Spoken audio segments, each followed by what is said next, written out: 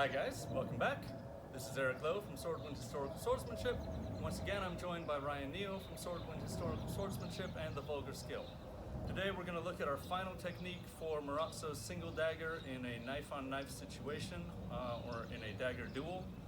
We have so far looked at attacks to the hand, how to punish those when the defender does something wrong, and what the defender should do right instead. We've looked at both attacks to the leg and attacks to the head, particularly because those can be difficult to distinguish from each other and what to do.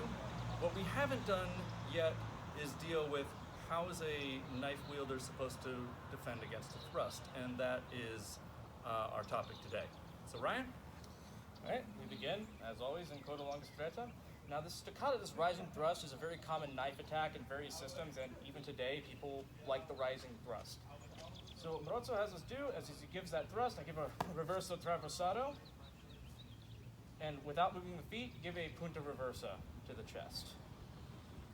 So the without moving the feet there is very confusing to people because you have to trust your reverso traversado a whole bunch to just not move your feet at all and just, yep, I've got this, and give a punta reversa.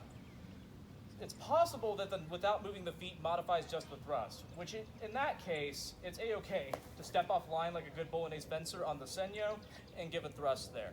So experiment, find an approach that works for you, but the key techniques here are to attack the attacking hand and keep yourself safe. It's almost like a parry, and then give a punta reversa. I personally find that the footwork version works a little bit better, but again, Marozzo says without moving the feet, and which that modifies is unclear from the text. Something to note especially as people are experimenting with this in sparring, is that the more equipment you have protecting your hand and your forearm, the less likely it is that that reverso traversado is actually going to move your arm aside.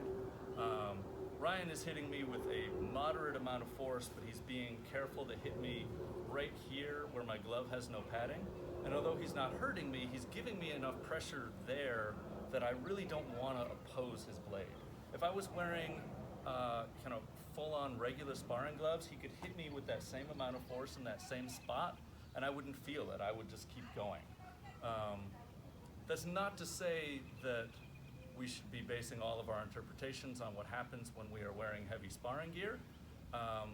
But a cautionary note for anybody who wants to try this in sparring and knife fighting is a lot of fun. That is something that you're going to have to be aware of with this technique when you're wearing gear. So, time for me to put on a mask.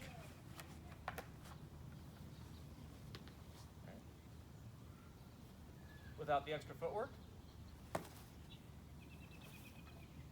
with the extra footwork. Then retreat 4 or 5 steps in coda longa stretta. And that brings us to the end of Marozzo's material on the dagger duel. We'll discuss this a little more in our context video, but we've got attacks to the hand, forehand attacks to the leg and the head, and thrusts. But if you put all of that together, then it forms a surprisingly complete system for fighting somebody else who already has their knife out and ready to go. I hope this was helpful for you guys. We'll be back soon with another video. Thank you very much.